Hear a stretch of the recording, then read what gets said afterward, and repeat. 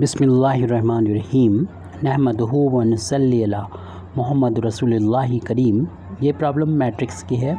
Find the condition of alpha such that the matrix B, इसमें first row के element हैं 1 3 4, second row के element 3 alpha 6, third row के element है -1 5 1, has an inverse, यानी इसका इन्वर्स हो तो ए की कंडीशन बताना है। एक्चुअल में वो कंडीशन हमें अप्लाई करना है जिससे अल्फ़ा की वैल्यू हमें पता चले कि अल्फ़ा की वैल्यू क्या होना चाहिए जिससे इसका इन्वर्स पॉसिबल हो, यानी बी मैट्रिक्स का।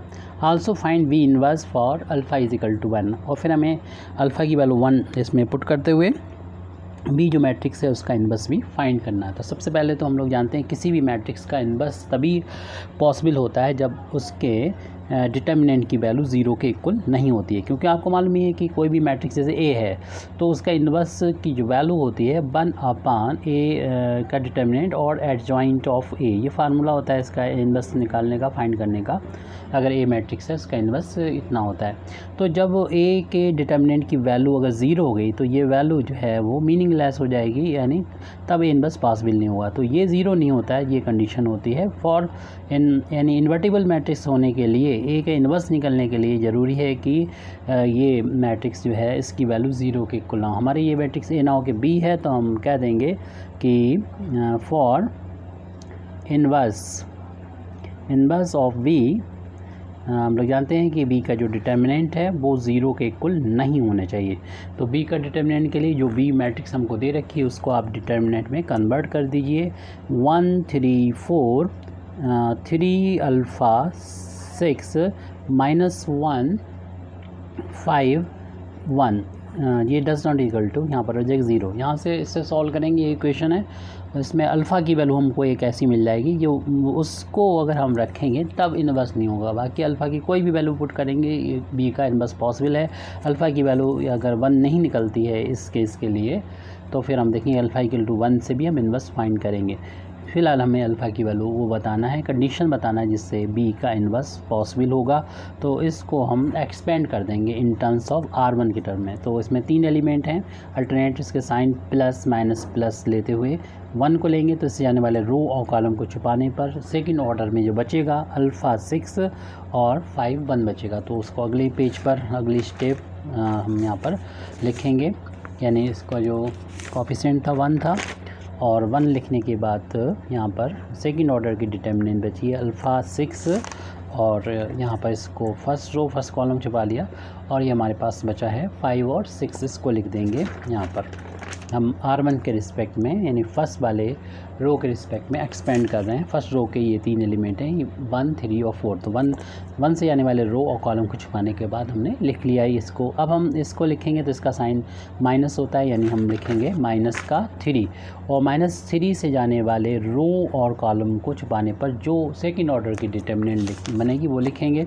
तो 3 से जाने वाले रो और कॉलम को छुपा लीजिए, और जैसा हमें यहाँ पर अभी नज़र आ रहा है यानी 3 कॉलम के वाइज लिख रहे हैं 3 -1 और 6 1, 3 -1 6 1, 3 -1 और 6 1, इस तरीके से लिख लेंगे। प्लस का साइन होगा अल्टरनेट पॉजिटिव निगेटिव लेते हैं तो ये हमारा फर्स्ट रो का ये थर्ड एलिमेंट है 4, तो इसको छुपाएंगे, इससे जाने वाले रो और कॉलम को, और जो बचेगा उसको लिखेंगे, और ये डज नॉट इक्वल टू 0 के चल रहा है।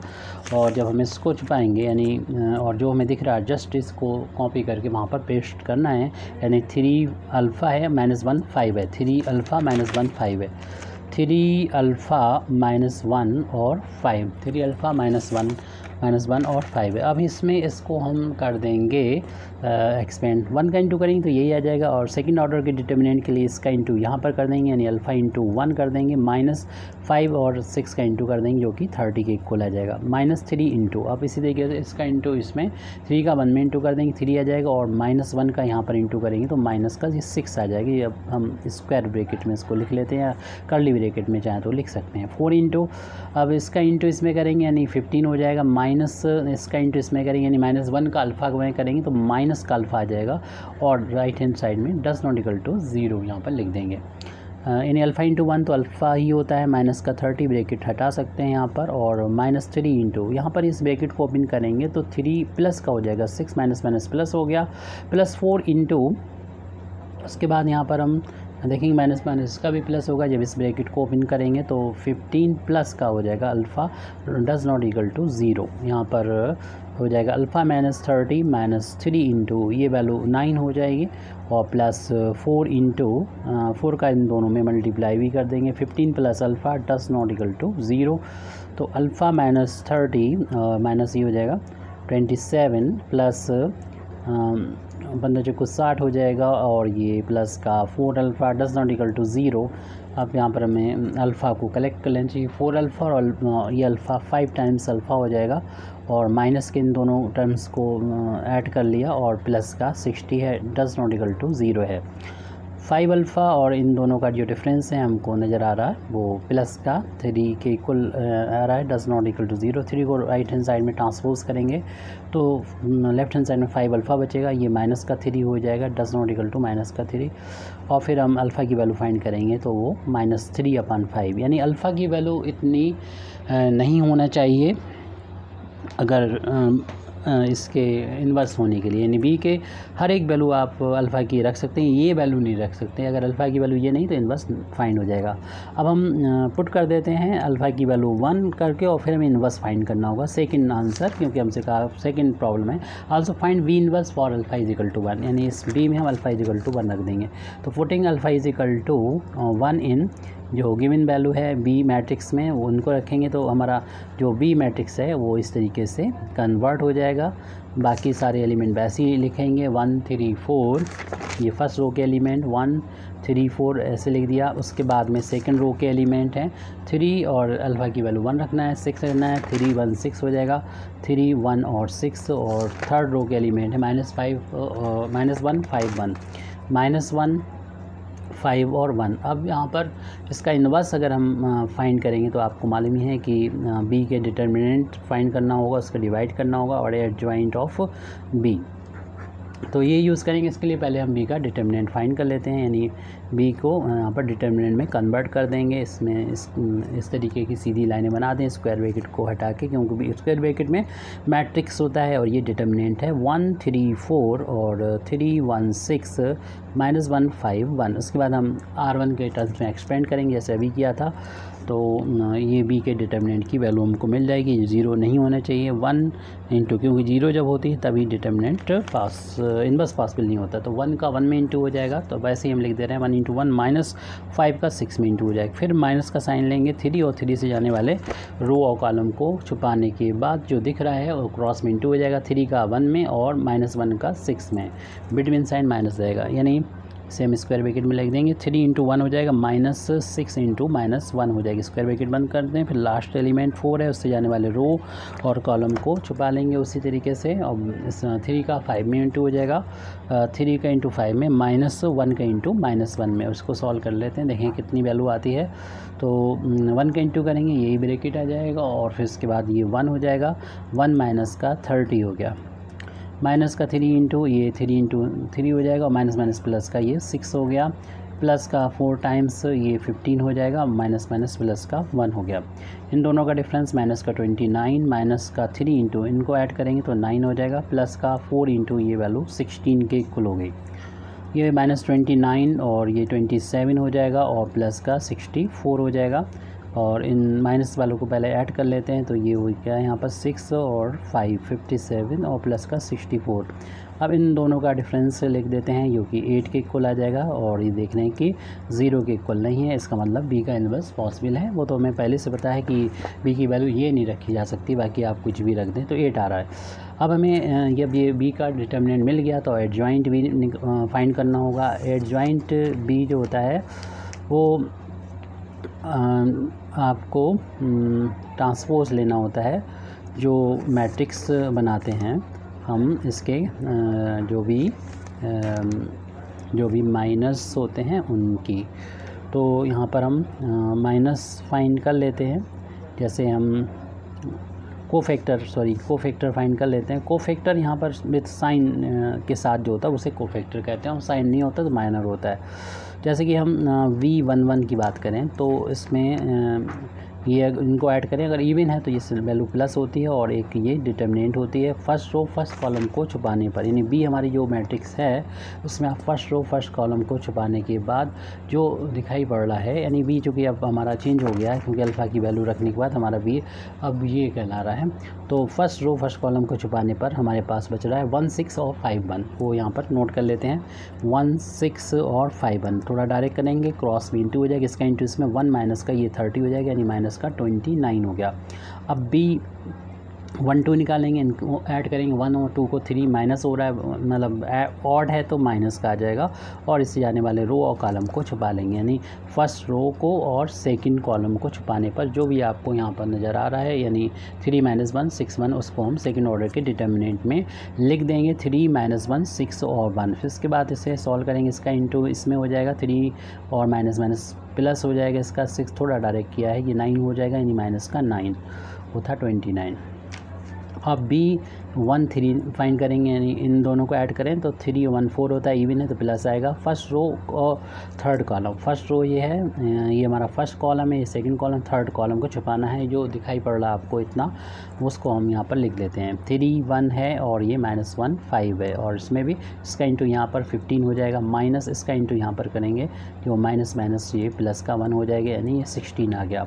ऐसे में 9 एलिमेंट हैं, यहाँ पर सभी के लिए फाइंड करना होगा। इससे अब सेकंड रो में आ जाते हैं, और सेकंड रो का हमें फर्स्ट कॉलम बनाना है। इन दोनों को ऐड करेंगे, ऑड आ रहा है तो माइनस आ जाता है, इससे जाने वाले यानी सेकंड रो और फर्स्ट कॉलम को छिपा लीजिए, जितना दिखाई पड़ रहा है आपको, यानी 3 4 5 1, उसको यहाँ पर सेकंड ऑर्डर के डिटर्मिनेंट में लिख देंगे, और ये वैल्यू हो जाएगी, इससे क्रॉस मल्टीप्लिकेशन 3 माइनस का 20 हो जाएगा, और इनका डिफरेंस जो है वो माइनस का 17 आएगा, और माइनस पहले से लगा तो प्लस का ये 17 आ जाएगा।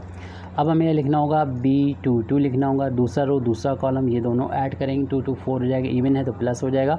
अब सेकंड रो ये हो गया, फर्स्ट रो ये, सेकंड रो ये, सेकंड कॉलम फर्स्ट कॉलम ये, सेकंड कॉलम ये, इसको छुपा लिया। इसके बाद जो दिखाई पड़ रहा आपको 1 4 और -1 1, इसको हम सेकंड ऑर्डर के डिटर्मिनेंट में यहाँ पर लिख देंगे, यानी 1 4 और -1 1, तो इसको हमने लिख लिया 1 4 -1 1। तो इसको लिखने के बाद ये 1 है हमारा, और इसका क्रॉस इंटू मल्टीप्लिकेशन कर लेंगे, इसका इंटू इसमें, और माइनस इनका इंटू -4 आ रहा है, ये प्लस हो जाएगा, और यानी ये वैल्यू 5 के इक्वल आ गई।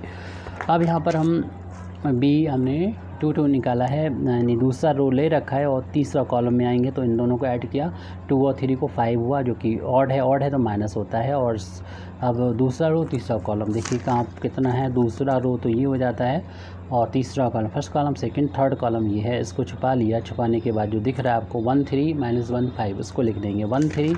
इन्वर्स निकालने के कई और भी तरीके हैं, उनमें से भी आप कोई भी यूज़ कर सकते हैं। -1 और 5 यहाँ पर हम एडजॉइंट फाइंड करके तब इन्वर्स फाइंड कर रहे हैं, तो माइनस शुरू में है, इसका इंटू इसमें करेंगे 5, और माइनस प्लस का हो जाएगा 3 हो जाएगा, क्योंकि इनके बिटवीन साइन माइनस होता है, और ये ऑलरेडी माइनस का 3 है, माइनस प्लस हो गया, यानी माइनस का 8 वैल्यू आ गई, यानी दूसरा रो भी कंप्लीट हुआ। तीसरा रो शुरुआत होती है इसमें फर्स्ट कॉलम से, और इनको ऐड करेंगे प्लस आएगा, इवन है ये 3 और 1 4 इवन होता है। और इसमें तीसरा रो और रो तो ये हो गया तीसरा, फर्स्ट कॉलम ये हो गया, इसको हमने छुपा लिया, फर्स्ट कॉलम को छुपा लिया, जो हमें दिख रहा है वो लिख देंगे, यानी 3 4 1 6 सेकेंड ऑर्डर के डिटर्मिनेंट में 3 4 1 6। इसको लिखने के बाद इसे सॉल्व करेंगे, इसका इंटू इसमें हो जाएगा 18, और -1 का इंटू 4 में करेंगे 4 आ जाएगा, इनका डिफरेंस 14 आ जाएगा। फिर हम B3 2 फाइंड करेंगे, इन दोनों का सम 3 और 2 5 हो गया, ऑड है निगेटिव आ जाएगा। तीसरा रो और दूसरा column, third row second column बच रहा है 1 3 4 6, उसको हम यहाँ पर लिख देंगे 1 3 4 6 को यहाँ पर लिख दिया। और फिर उसके बाद इसमें इसका इंटू किया 6 हो जाएगा, इसका इंटू इसमें करेंगे 12 आ जाएगा, डिफरेंस जो होगा वो माइनस का 6 हो जाएगा, माइनस प्लस का 6 आ गया। बी तीसरा रो तीसरा कॉलम जो कि 3 3 ऐड करेंगे 6 हुआ, जो कि इवन है तो प्लस आएगा। थर्ड रो थर्ड कॉलम को सेकंड ऑर्डर की डिटर्मिनेंट, थर्ड रो को छुपा लीजिए, थर्ड कॉलम को छुपा लीजिए, जो आपको यहाँ पर नज़र आ रहा है सेकंड ऑर्डर के डिटर्मिनेंट 1 3 3 1, बहुत अच्छी वैल्यू है 1 3 3 1। इसमें इसका इंटू करेंगे 1, इसका इंटू इसमें करेंगे 9 हो जाएगा, माइनस का 8 आ गया। अब यहाँ पर आपको मालूम है कि एडजॉइंट अगर हम फाइंड करना चाहते हैं बी का, तो वो बी के जो कोफैक्टर होते हैं, बी के एलिमेंट के कोफैक्टर होते हैं, उनका एक ट्रांसपोज से मिलता है। बी के जो कोफैक्टर हैं उनके अकॉर्डिंग हम यहाँ पर अप्लाई कर देंगे, लगा देंगे, यानी B11 B12 जो भी एलिमेंट है उन्हीं के एड्रेस के साथ में, यानी दूसरा रो पहला कॉलम, दूसरा रो दूसरा कॉलम, दूसरा रो तीसरा कॉलम, तीसरा रो स्टार्ट हो रहा है, तीसरा रो पहला कॉलम, तीसरा रो दूसरा कॉलम, तीसरा रो तीसरा कॉलम। अब चूँकि ये ट्रांसपोज है, डैश भी आप यूज़ कर सकते हैं यहाँ पर। तो आपको क्या करना होता है, रो जो भी होते हैं उनको कॉलम में लिखना होता है, यानी ये B11 B12 और B13। फिर इसके बाद इस रो को इस कॉलम में कन्वर्ट कर देंगे, B21 B22, यानी सेकंड रो सेकंड कॉलम बन जा रहा है ये B23। फिर थर्ड रो है, थर्ड कॉलम बना दीजिए B31। आप डायरेक्ट भी यहाँ से स्टार्ट कर सकते थे, B32 और B33। तो यहाँ पर ये एडजॉइंट ऑफ B मिल जाएगा आपको। और अब इसकी जो वैल्यू फाइंड हमने करी तो यहाँ पर पुट कर देंगे। तो एडजॉइंट इसको हम कॉलम वाइज रखेंगे, क्योंकि इसी फार में इसी के सीक्वेंस में हमने इसको फाइंड भी किया था। तो B11 ये तो पहली वैल्यू है, माइनस का 29 है, पीछे से हम लोग देख के लिख देंगे, माइनस का 29 है उसको लिख देंगे। फिर कॉलम में ही वैल्यू है B12 जो है वो माइनस का 9 थी, वो हम लिख देंगे। सब वैल्यू पीछे से देख के लिख देंगे। अब हम बिना दिखाए हुए ये वैल्यू डायरेक्ट आपको लिख के दिखा देते हैं। अब सेकंड रो का पहला कॉलम जो कि 17 है वैल्यू, सेकंड रो और सेकंड कॉलम जो कि 5 है उसको लिख देंगे। और सेकंड रो थर्ड कॉलम इसकी वैल्यू माइनस का 8 है। अब थर्ड रो फर्स्ट कॉलम ये है 14 है, और थर्ड रो थर्ड कॉलम ये वैल्यू 6 है, और थर्ड रो थर्ड कॉलम इसकी वैल्यू माइनस का 8 है। जब बी की वैल्यू ये बी एडजॉइंट ऑफ बी मिल गया तो हम बी इनवर्स निकाल सकते हैं, फाइंड कर सकते हैं 1/b बी का डिटर्मिनेंट और एडजॉइंट ऑफ बी। तो इसकी वैल्यू तो 8 शायद निकली थी, यस 8 के बराबर आई थी, तो यहाँ पर पुट कर देंगे। तो B inverse is equal to 1/8, और फिर उसके बाद एडजॉइंट ऑफ B एक डिटर्मिनेंट एक मैट्रिक्स होती जो यहाँ पर हम लिख देंगे, -29 17 14 -9 5 6 16 -8 और -8। अब आप इस 1/8 को ले जाएंगे अंदर इस मैट्रिक्स में, और मैट्रिक्स की हम लोग ये जानते हैं प्रॉपर्टी होती है। आप इतना भी आंसर कर सकते हैं कि जो भी एलिमेंट बाहर से आप ले जा रहे हैं क्वांटिटी स्केलर, उसका हर एक एलिमेंट में मल्टीप्लाई हो जाएगा। तो यहाँ पर जब मल्टीप्लाई होगा तो माइनस का 29/8 हो जाएगा, यहाँ पर माइनस का 17/8 हो जाएगा। यहाँ पर आप कैंसिल भी कर सकते हैं, क्योंकि ये 14/8 आ गया, तो आप इसको 2 से कैंसिल करेंगे तो ऊपर तो 7 आ जाएगा, अपान में 4 आ जाएगा।